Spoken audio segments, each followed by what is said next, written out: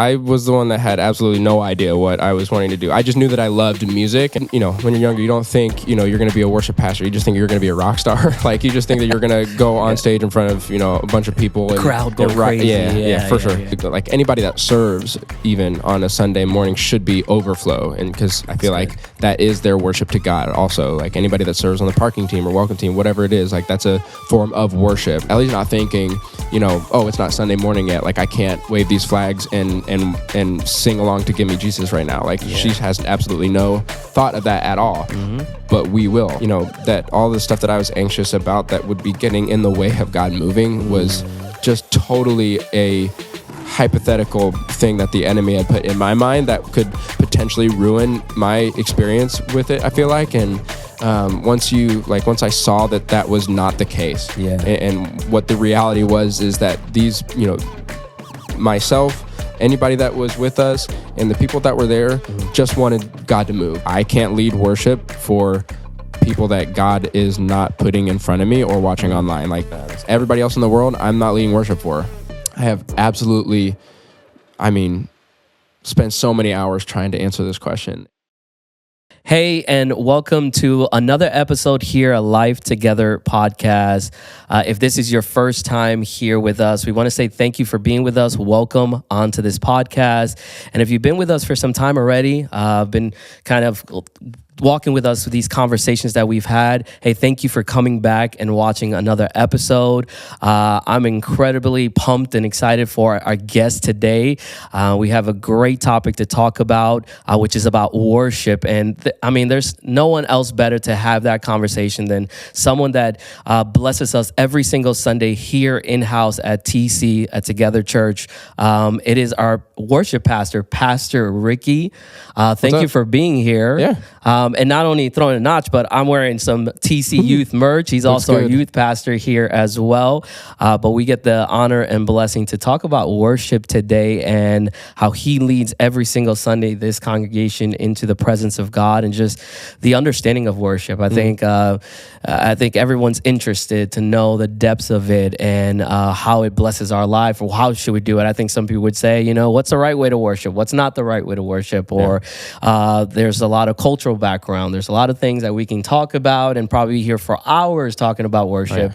But I think we're going to hit some points here today that will encourage you, that will bless you, will help you understand worship a little bit better and just his perspective and how he does it every single Sunday.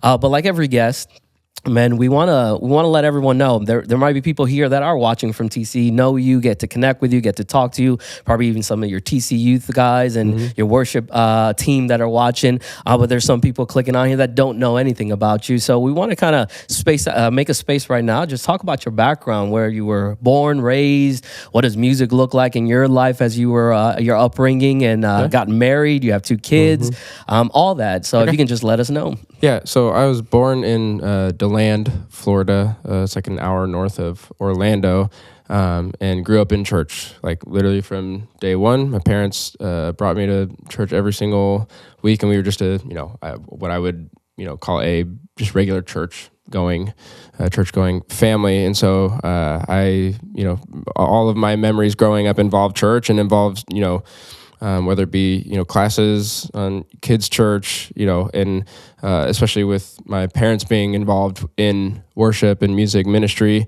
the entire time. I also have just so many memories growing up, sleeping on pews, sleeping under pews for all the services that were 3-4 hours long, and all the choir practices and whatnot. So I grew up in church, and that's kind of like where it all, I would say it all kind of stems from. But, growing up and getting older to like youth group age, at some point in there, I fell in love with the drums and playing them. And when I got into youth group, I immediately started playing on the youth worship team, and was super intimidated by that, but still, gave it a shot. And all throughout youth group and middle school, high school, at that point on, I think I have just always been a part of, doing worship on stage and leading worship in some way. So, yeah. Yeah. And he's married, he's got 2 kids. And not only that, but you get to lead worship and do that here. But how did you get to TC? How did that story? So I joined the internship program lead in 2015, and with all intentions of doing worship ministry is the only thing I ever, felt like I could have a real purpose in when it came to ministry, other than just kind of like doing whatever was needed, just like helping. And through the lead internship and the and everything that came from that, all the things that helping out with the Sunday morning worship team being in lead and the youth worship team being in lead, helping out with that kind of just grew that part of the purpose that I felt like I had was to be in worship ministry. And I didn't start off that way. Like when I did get out of lead, I got hired on as a youth pastor, which that was a very new adventure and new purpose that I really wasn't ready for, which I don't know if anyone is, but I just did not have youth ministry in mind. I loved being in youth group, felt like I was a leader and was supposed to lead, but when it came to actually like being on the stage preaching and being the guy for youth ministry just wasn't in the picture for me. And so that was, that was that season for about 3 or 4 years. And then God, kind of brought me more into the worship ministry of Together Church. And then eventually actually like hiring me, on as the worship pastor along with the, youth pastor stuff. Yeah. And I've been doing that for about 6 months or so. Yeah. And that's awesome. I mean, just like you said, we've had conversations, we've had lunch, and I always asked you, what do you, when you got hired on as youth pastor, and I said, was that a dream? Was that a plan? Like some kids were like, I'm going to one university, I'm going to do this, and that's my goal. I'm going to be the next campus pastor, and you were like, no, kind of the complete opposite.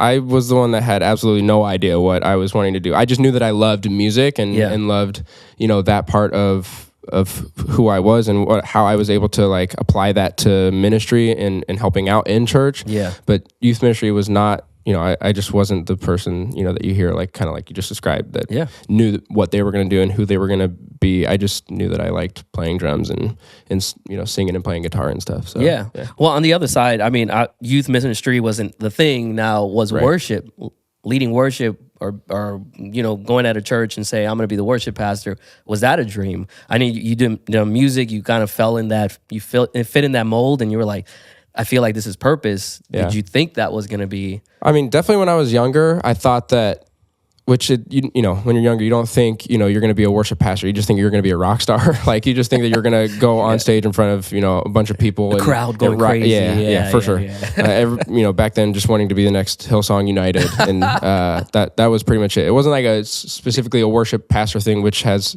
so many other layers to it. You really just want to go on stage and lead worship for people. But that's probably the only exact dream that, I could probably, put together when I was younger. But eventually, that grows into actually like leading worship and all the layers that come with it. Yeah. Yeah. And I think now being in that role, leading every single Sunday, like you said, there's so many layers to it. I think the conception that everyone has is, Pastor Rick and his team have the song on Saturday, they're ready on Sunday, they're ready to go all the time. Right. And there's so much that goes on from Monday all the way to Sunday. But then there's so much depth to worship that you guys dive into. And I know that as you're not just leading people on Sunday, you're leading an entire team, you're pastoring an entire team to a different mindset when it comes, because some people come here and have the anointing or the skills, however you want to call it, the gifts. But now you have to kind of tap into a deeper understanding of what worship is. It's not just having a gift, but it's the entirety of what God wants us to understand worship. So for those that are watching, for us, how do you define worship beyond music? So when it comes to like Sunday morning specifically, it's definitely not what it like seems like. I would say from a distance, because like even from a distance, like on the worship team, because Sunday morning is such a, to me it's like it's a separate environment that you prepare for, and that you work out the kinks and details and to get ready for. But Sunday itself is kind of this separate environment that it really just has its own unique things that come with it that you don't really have a way to work for exactly, and what that is just the congregation that is there with you, like when you're leading worship. Yeah. And that's so specific to the congregation.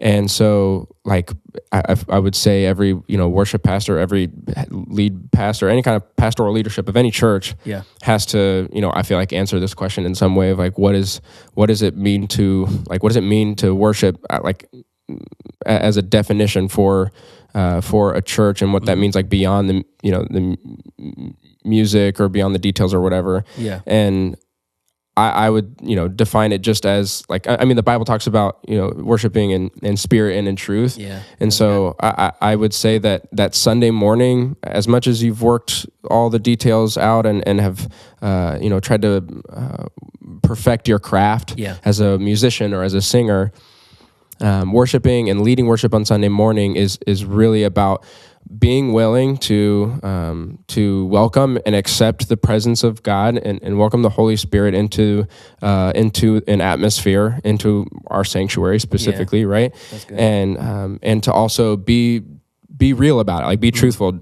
I feel like as soon as you allow yourself or any part of yourself to be to not be like, if there's any not genuine or any like not real parts that you've brought to the table that you're bringing along with you in this offering of worship, it's where it starts to get really complicated and mess it up and make it feel like I feel like most churchgoers that at least have been going to church for a while, that have been in worship services where it's like, wow, worship's like really popping off right now. It's like, what is this, and like why is it happening?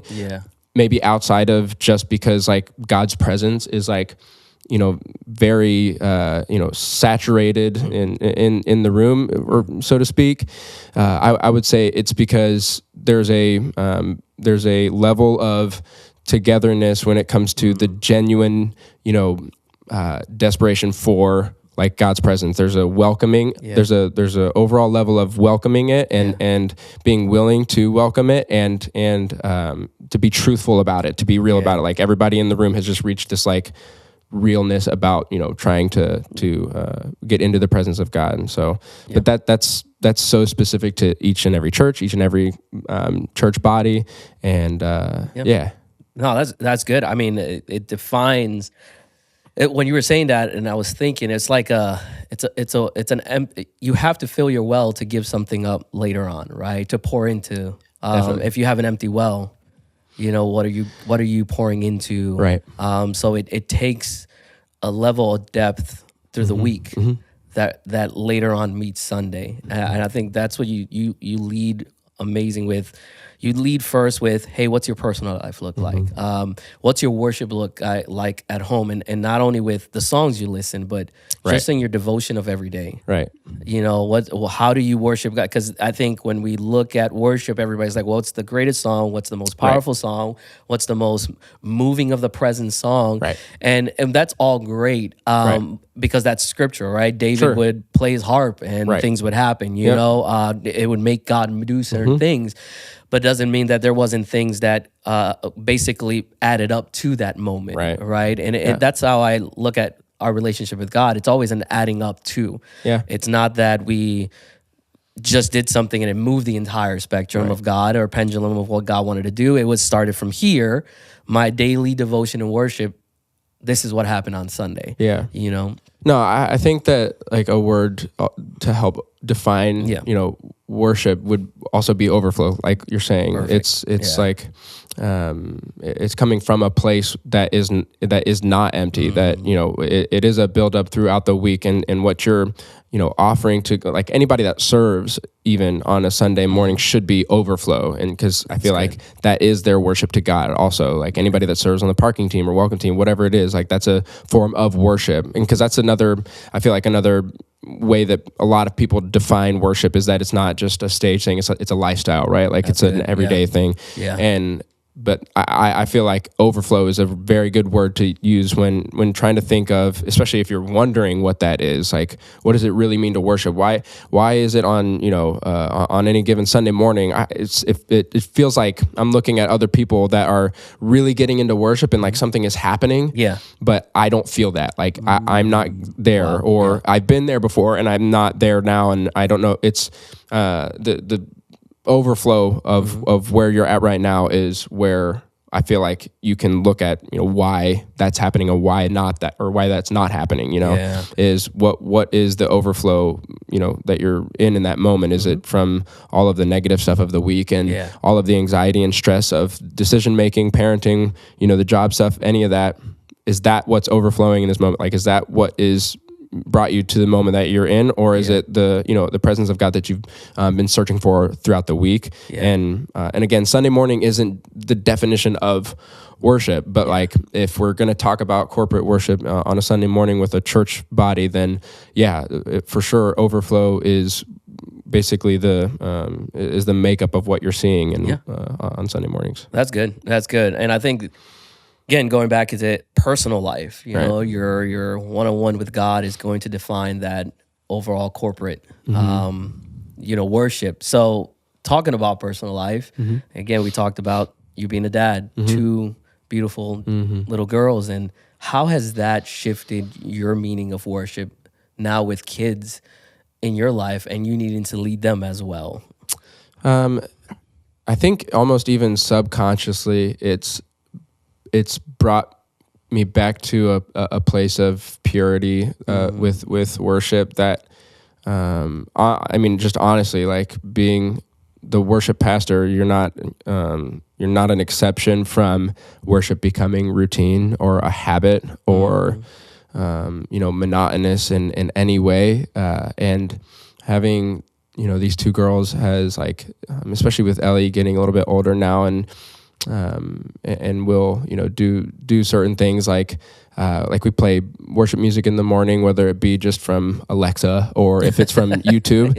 But she's really gotten into some certain songs, and like we'll grab a couple bandanas and they're her like praise flags. And because the song that she really likes is "Give Me Jesus" by Upper Room, and in that video of that song, there's a few people doing flags and stuff, and so she's trying to mimic that, but she has no hesitation to her expression, and that's the purity that I feel like I'm, again, even subconsciously, without it being like this big revelation thing that God's like trying to show me, like, hey, this is how you need to be. It's just like by watching her, there's a connection that I'm starting to feel again with worshiping, where it's pure, and it's like, don't hesitate on the expression that you feel like giving God, because that's there for a reason, and so I think that would probably be the number one thing is just a purity and a genuineness that has no limitations or hesitations to it. That's good. That's a good view of that as a father, but it's the line between being the father and then also the worship pastor, because like you said, it can be monotonous, or it can just become the routine, like this is what I do, and then we miss the power of worship with what I do, and then it becomes kind of muddy and it mixes together. So seeing that in your household, like just being the purest sense, as you said, realigns you to that the power and the impact of worship, right? Because in innocent little children, it's just natural. It's like and it's the natural thing that God created within us. We just lose it when life gets muddy, right? Worship, the sense of worship becomes tainted and toxic when we see it imposed the wrong way, or it's defined the wrong way, or it goes out of the context of the Bible and what God designed it for us, and it's the totality of it. The entirety of our being is worshiping God. We just see one aspect of it and think, well, if I'm not doing that, then I'm not doing anything. But even in that, for them, it's just like just the feel of that, right? The connection of that. So that is like amazing to see where that lines you with. And as a dad, For sure. So, and like, I think there's so many avenues of where like people will think, people will see the result and see like, okay, like this is something's wrong with worship here. Like whether it be, defined the wrong way, or if, it's the wrong kind of song and it's about the wrong thing and, or whatever. But really like where it all comes from is the moment that it has to become about something specific that isn't God and his presence and like, wanting to worship him. Because the purity of like, Ellie's not thinking, oh, it's not Sunday morning yet. Like I can't wave these flags and sing along to Give Me Jesus right now. Like she has absolutely no thought of that at all.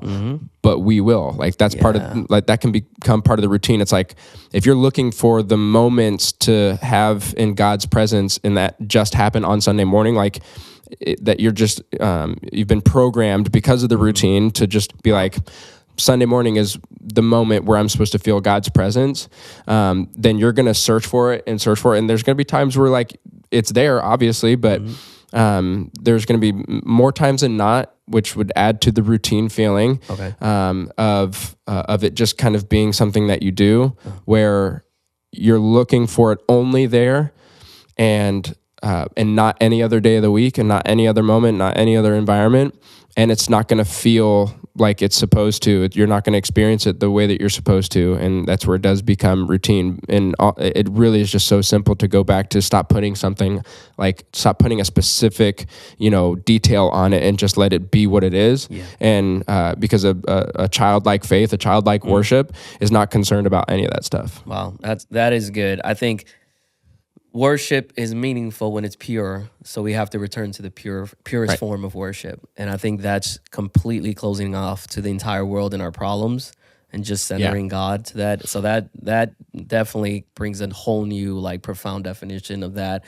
But even seeing that at your home, but again, leading back every single Sunday now, getting the opportunity to stand at the stage and encourage people to worship with all the baggage they're going in, or maybe just times through your journey in church and seeing worship. Do you have any like powerful moments you've experienced either personally as you were raised around it or leading it, or in a corporate body, or both? Right. Oh, I mean, yeah, definitely. There's quite a few that come to mind.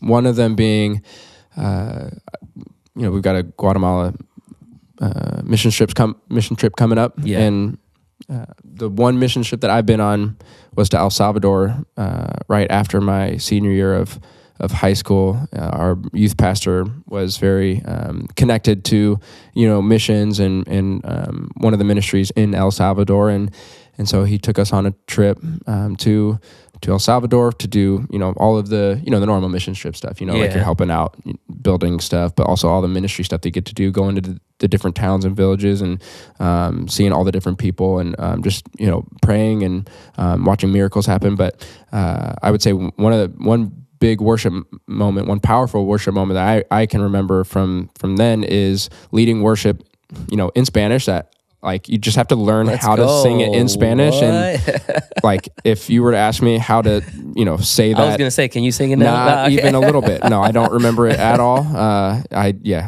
That's, you learn how to say it and how to sing it for the song. And then you don't retain any of it. At least I didn't. And so, but singing a song in Spanish, good old Hillsong United, Fire Fall Down kind of song. And I just remember seeing just a much different level of desperation for God to do something than I had ever seen before. And I've went to youth camps growing up and all that kind of stuff. Like I've seen versions of it, but when I was there and I saw a much different level of realness of worshiping in spirit and in truth, like truthfully needing God to do something in their life, was such a kind of just big moment for me, and to be able to be part of that and not just to like, because YouTube has videos of everything, like you can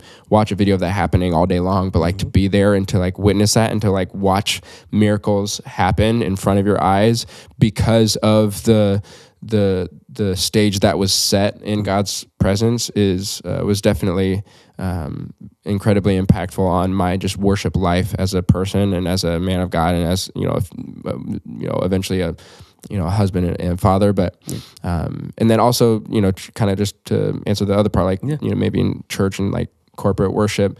I remember in 2020 when everything had shut down and life was just different, obviously, but it was there were times of that year, and for some people it was all year long, where it was tough, right? Like it was that wasn't just all the fun parts that you remember of being able to stay home and not do anything, not go to work, and just kind of do whatever, binge whatever you want on Netflix. Like there were actually there were some tough moments and tough days where you didn't know if things would ever go back to normal, right? And like there's a lot of fear, I feel like, and a lot of anxiety that the enemy was using this circumstance of the entire world was dealing with to really attack people's minds. And I remember as we kind of got back into having in-house in-person services, one song that came out that year, I believe it was that year, was The Blessing, and that was one of the songs that we did a lot. Like it was a song that we did a lot, but it was needed. And I remember one Sunday we did that song, and I just have like flashes of visually of what was kind of going on when that song happened, and when we were kind of really in the thick of it, of like, this is just different when it comes to like being in the presence of God. I remember seeing, like, I've got again vivid memories of different people and like how they were worshiping, and seeing people express themselves in worship that I had never seen before, and that was like truly a like life-changing kind of moment of worship also, because just to be able to see again like a whole room that's like, there's no question, everybody, like, we're all on the same page here, like every single individual is locked in on what's happening, and there's no uncomfortableness, there's no confusion by it. There's just like, hey, God's here and he's doing something, and it's like changing lives, like as it's happening in the moment. And so those are two pretty big ones for me. That's amazing. I think when you're saying that, I was thinking this powerful worship and shifting atmosphere worship comes out of a place of desperation sometimes. And I think those two instances you're talking about, in El Salvador, they're focused on God, and there's a pure sense of it too for them, but there's a level of desperation because of their what they're living, their lifestyle, what they're handed, what they don't have, but all they have is God. And so there's a desperation of needing just all God. And then after 2020, and then having that song, and there was like this desperation for more of God after going through something that, as you said, many probably were like, we'll never be the same again. We'll never be not on lockdown and dealing with COVID, not knowing what disease or what thing is going, sickness is going out. Maybe this is going to continue to get worse. But then when that moment, the possibility of being able to be together and worship God and be corporately was a desperation of, God, I need you, because I was scared. I mean, I think it's one of the most powerful like moments to have, when you, like, whether it's either remembering or it's for the first time having a confidence in the faith that God is still God, and he's going to do what he said he's going to do. Especially when it looks the worst, like especially when it looks the furthest from being okay and being what he said life is going to be, and who he is and everything that he does, right? Like, and I think that's what was happening is like, yes, I think there was a lot of the anxiety, like I said, and fear of the circumstances that, COVID and the shutdown brought, but I think it was really just attached, like that was just maybe like the fire starter to some of the fear and anxiety that people were already dealing with, like, and that we all like deal with all the time. So I think it had reached like, a different level for a lot of people.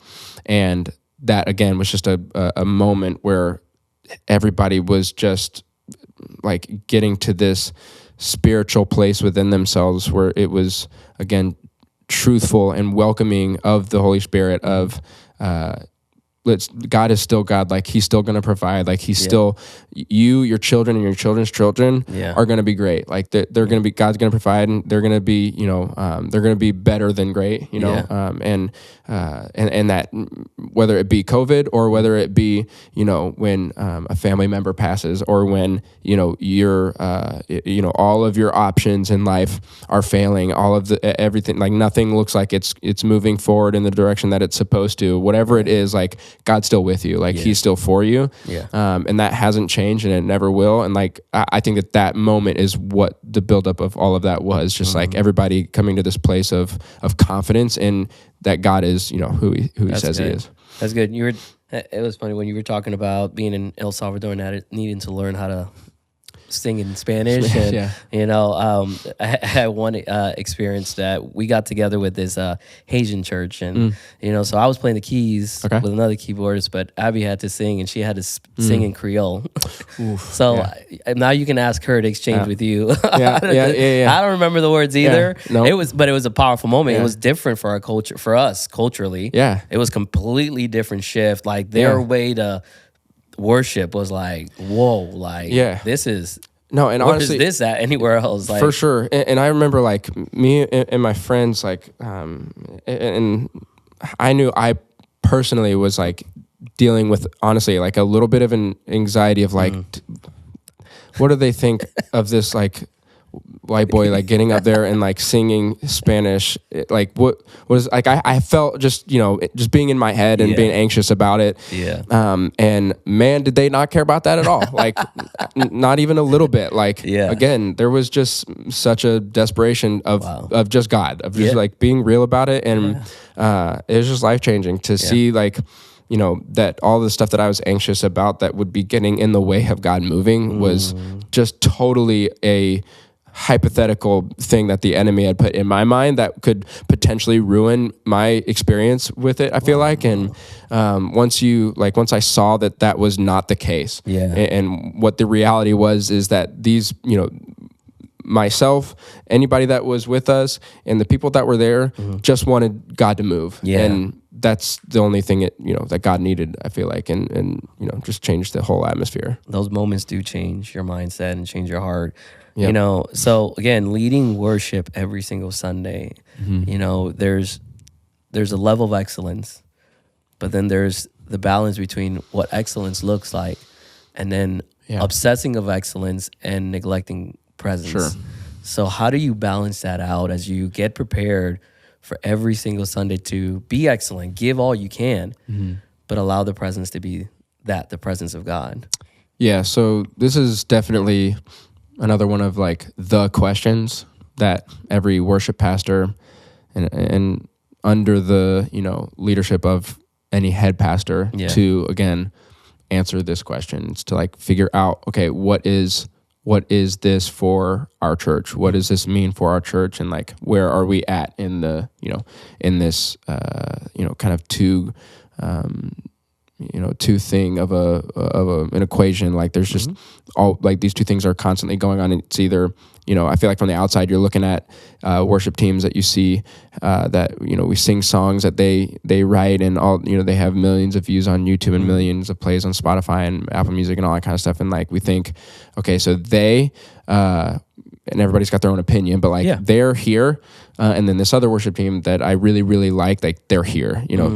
This worship team is, they're not good because like they're on this side of things, and this one is on this side of things. And I mean, to each their own. Like everybody's again got an opinion on that. But when it comes to a church body and like a church family, it really has to just find its way between those two that is specific for these people, because I can't lead worship for people that God is not putting in front of me or watching online. Like everybody else in the world, I'm not leading worship for. I'm leading, everybody on our team is leading worship for the people that are here that God has put in our lives, right?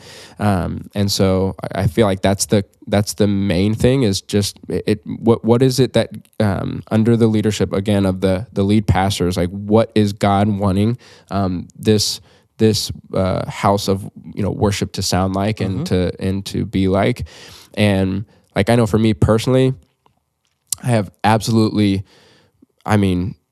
spent so many hours trying to answer this question. And like, before even being a worship pastor, like I think as you hear all of the noise and all of the conversations and even arguments of like this, this topic, you start to question that in your own heart and like in what that looks like for you personally. Yeah. And then that's where you form your opinions, especially of how different worship teams and different churches or artists do things. But I think for me, again, Sunday morning, when it comes to church family, church body worship, it being so specific to Sunday, for me, the excellence in pushing for it and trying to find it and reaching it and searching out how to get there is all the pre-work to Sunday morning, right? Okay. Sunday being obviously like, yes, you're bringing God your best, like you're wanting to be fully prepared and on Sunday morning, like in the moment of playing or singing, you're wanting to give God your best. You're not wanting to hit wrong notes. You're not wanting to like play the wrong whatever. Like obviously, like that's you want to come in on the click at the right time. Right. So, yes. But that is supposed like working for excellence is supposed to be before, and hopefully Sunday is just a result of that, right? Oh, okay. And so, because unless you're like me and like you do get in your head often, it is possible to like get in your head about the details of excellence in the moment, which is not great, right? Yeah. That's just distracting to trying to be real and genuine in God's presence, but. If you work hard at what the gift that God has given you and the craft that you love and the passion that you have for worship, like if you put everything into it in the week, then Sunday again overflow should just be an overflow of what you're doing, and it's never gonna be perfect. Like it absolutely is never gonna be perfect. There are going to be wrong notes played. There are going to be wrong rhythms done. There's gonna be wrong. There's gonna be tech problems every time in some way. It's never going to be perfect. But that doesn't mean that you shouldn't work for it, right? Like, so that I think is just where the distinction is. When it comes to the, trying to answer this question as a broad worship, leave it to the professionals to figure out what's right and wrong. But when it comes to Together Church, this house of worship, what this is supposed to sound and look like, we're going to do everything that we can to make it look the right way, like look the way that we feel like God's wanting it to look and sound the way that we feel like God is wanting it to sound. And then on Sunday morning, we just bring our best, and God takes care of the rest. Yeah. Hey. But that's so good. I love what you said. Excellence starts on Monday. Excellence starts in the week. That is just Sunday's the byproduct of what you put through the week. I think that just goes so well with our personal life with Jesus. Yeah. Your excellent relationship with God starts on Monday. Yep. And only Sunday's the result. Yep. And it's basically bringing it together for that end of the week to start you to the next moment of excellence and what God has. So I think that can translate to both sides in every way. Like for any department and anything, excellence starts in the week. Your connection or relationship and pouring into people starts on Monday. Right. And Sunday's the result of what started on Monday. Right. If it's not starting on Monday, then you're going to see that, hey, where are these people? What's going on? There's no impact. There's no movement. He's around here, but nobody's feeling, because there's nothing happening during the week. Right. It's just whatever happens, right? And I think the misconception can be, maybe not. I mean, there's powerful small churches that have powerful worship. Right. Absolutely. But then, for me, I was raised up in small church, and it's a Spanish church. So Jose used to pick up the guitar, and play the same three chords, C, G, and F or A, whatever they wanted to go. That was the A was like the spontaneous moment. He knows another one. The special chord. Yeah. So Sister Jennifer is going to go up. That's probably not a Spanish church name, but anyways, but goes up and sings the same. Same song, but there was some power to it too. Right. So I think about that, right? Because yes, there wasn't the excellence, right, but there was still pureness to their worship, right? There was some confidence in what God was doing in their lives, right, where I feel like what you said, sometimes you can get so in the weeds of excellence, you kind of neglect this part. and that's where the presence goes away, right? Because you can go back to those very powerful small services and say, man, some things happen that right now I'm like, how can we do that again? How can we get back to that point, but still have the excellence? I think that's always a toss-up of like, where do we lean more and hard on one side or on the other, or, you know, or just leave it up to God. Right. So, well, and one thing too is I think excellence is subjective. Like, I think what is excellent to one person may not be excellent to someone else, right? I mean, you could take that in any, facet of life that is, that requires a level of excellence to be successful. And so, kind of like what you said a second ago, as far as it being starting on Monday and starting in a personal place, like, what do I need to be able to worship God, where I feel like I can worship God freely and it not be distracted by this or that, right? If I'm playing the guitar, by myself and singing a song by myself, I'm going to get distracted if I'm not playing the right chords, or if I'm playing in a key that is too high for me, that I'm not going to really be able to sing. You know what I'm saying? So like, that's like, there's some details that I, kind of need to have somewhat figured out to be able to do that.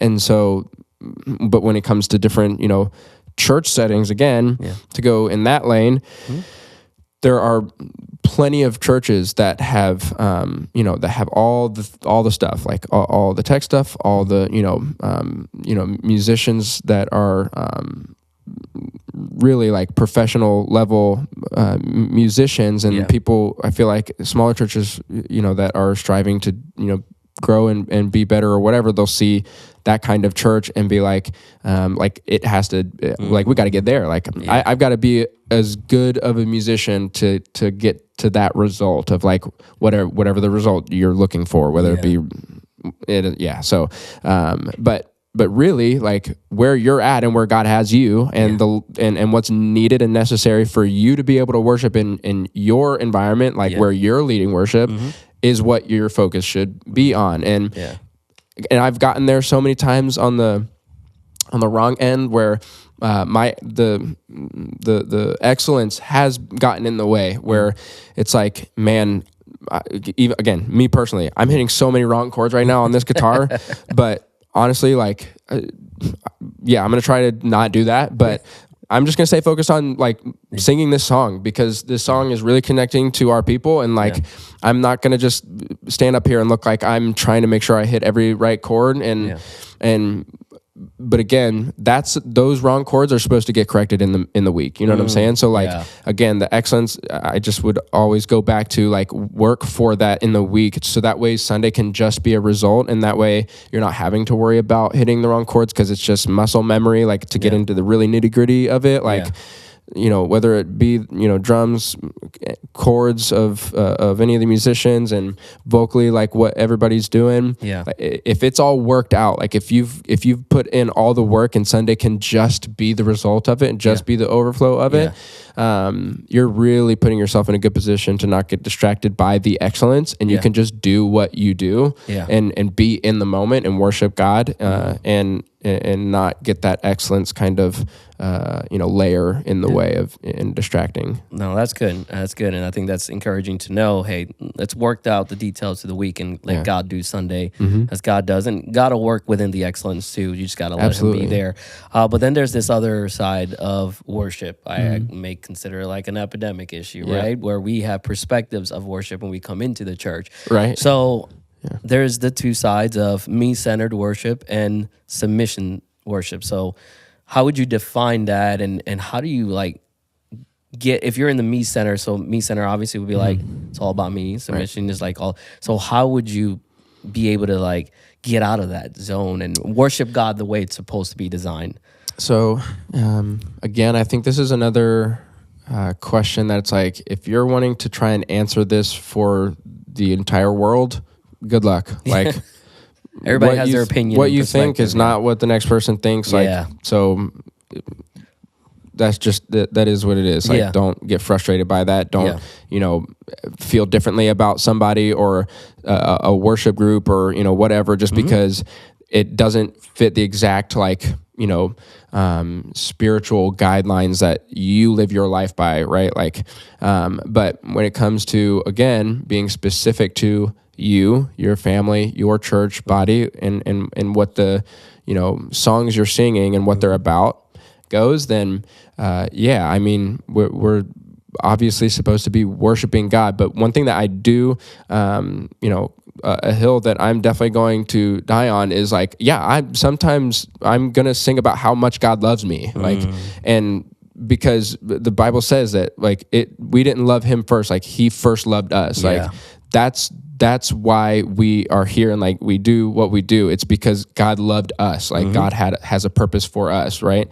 And, I think I think that giving him glory in that is worshiping him. Yeah. Now, sure, if a song is very me centered and me, it's singing a lot about self.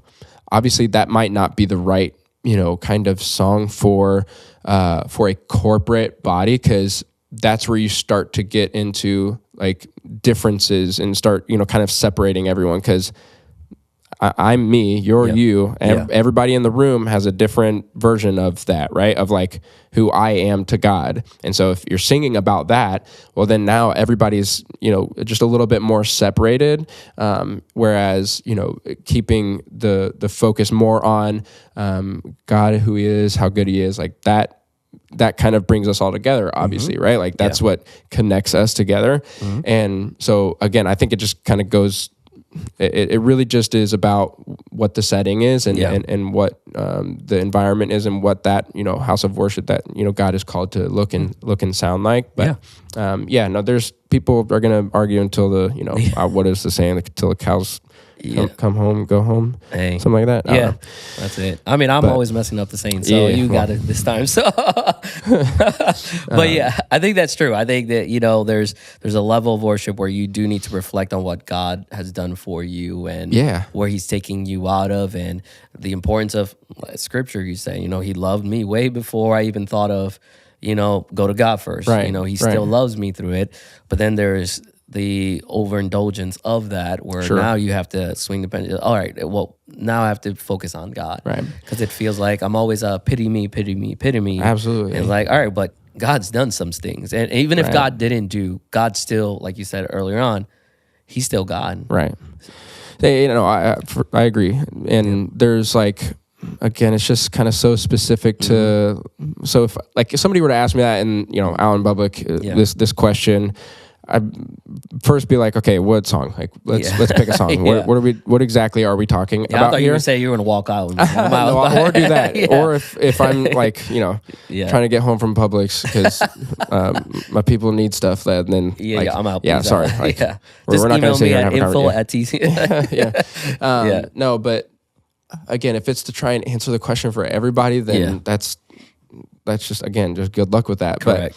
But I just, and by the way, there are so many good songs, for instance, like that people have written like from the perspective of God to us. Yeah. And maybe that's not for everyone, and that's great. It doesn't have to be. Yeah. But there's moments that I think that, because I've had so many, talk about important moments of worship in my life. Like I've had so many of those where nobody was around, and some of it did come from a song that was maybe more me-centered, but it was from the place of how much, and remembering how much God loves me when I maybe was in a season where I was really fighting that truth. Like there, like, maybe not just straight up, I don't think God loves me, but it's like anytime it's like trying to give grace where, where God's grace is trying to reach me, and his unending love is trying to reach me. And I've had plenty of moments where the realization that, me remembering that is life-changing, and me being in God's presence because of a song that was singing about how much God, loves me. And again, so many songs have been written like from the perspective of God that has, brought people a lot of healing and because of stuff like that. And so again, there's just no like right and wrong when it comes to each individual person, and like again what the world says is right and wrong when it comes to that. But if you're wondering that, like if you're asking that kind of question, also just start with like your house, your church, and like go from there. The debate ends right now. Honestly. So that's great. We always try to throw out a final question as we're ending here. This has all been great. But the final question that I want to kind of see your thoughts on and hear your heart is, what's the biggest lesson you've learned about worship in your life? I'm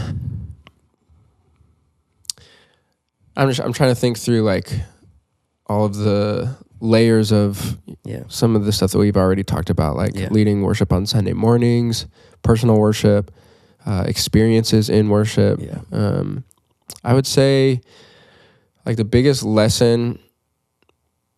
So you know how like one of the biggest life lessons is, you always learn what not to do. Mm-hmm. I think that's the route I'm going to go with this answer. So whether it be Sunday morning worship, or it's your job to do it, or if it's a gift and you're just, offering your talent and gift to God and serving on a worship team, or if it's your personal worship or whatever it is. I think the biggest lesson I've learned is how to mess that up and how to get that wrong. And that the flip side of it is that there's nothing wrong with God and his presence and worshiping him and giving him the glory for that and everything that he's done. And to try and reach some point where you're able to get like, there's no layers of the temple to like get to God's presence anymore, right? The veil's been torn. Mm-hmm. Okay. So like there is nothing required to be in God's presence other than, I would say again, like worshiping him in spirit and in truth, like being real about it and being welcoming of what he wants to do.